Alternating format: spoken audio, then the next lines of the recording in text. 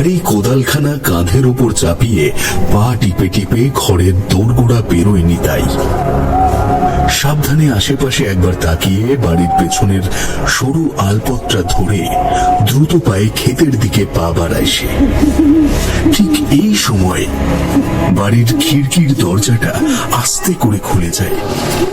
শোনা যায় কোন স্ত্রী লোকের হাতের চুড়ির রিন রিনে আওয়াজ। হ্যারিকেনের নিভে আসা আলোয় নিতাইকে লক্ষ্য করে বাড়ির বাইরে বেরিয়ে আসে নিতাইয়ের স্ত্রী মালতী। কালো চাদরটাকে নিজের শরীরের সাথে আষ্টে পৃষ্ঠে জড়িয়ে নিয়েছে সে। স্বামীর পথ অনুসরণ করে মালতীর দুটি ভয়ার্ত চোখ। ক্ষেতের ঠিক মাঝখানটায় কাঁধ থেকে ভারী কোদালখানা নামায় নিতাই। তার মনে পড়ে যায় আজ দুপুরের ঘটনাটা।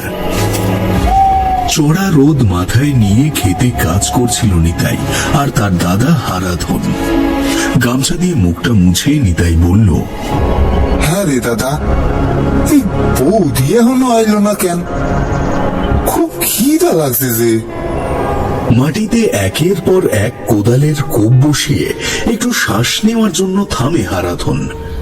বুক ভরে শ্বাস নিয়ে ভাইয়ের উদ্দেশ্যে বলল সে, কি জানি, আমি হয়তো এখনই নেমে কাজ কর, দাঁড়ায় থাকিস না, সালা কাজ শেষ কর।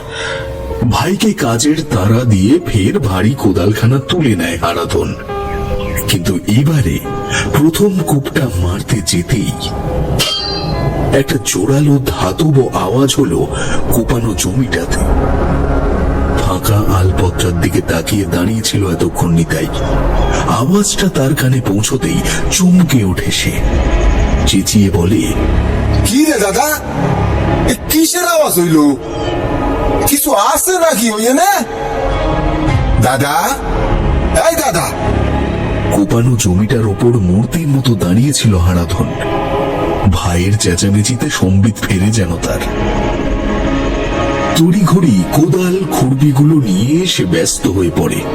সব জিনিস গুছিয়ে নিতে নিতে সে বলল, যতই বেলা বাড়ি যাই, তোর বৌদি আইতে পারতেছে না, ছেলেটা ঝামেলা করছে হয়তো। এখন বাড়ি না চাইলে গরম ভাত জুটবে না। বাড়ি যখন। হারাধনের মুখ দেখে নিতাইয়ের বুঝতে কোনো অসুবিধা হলো না যে তার দাদা তার কাছ থেকে কিছু একটা ব্যাপার লুকিয়ে যাচ্ছে।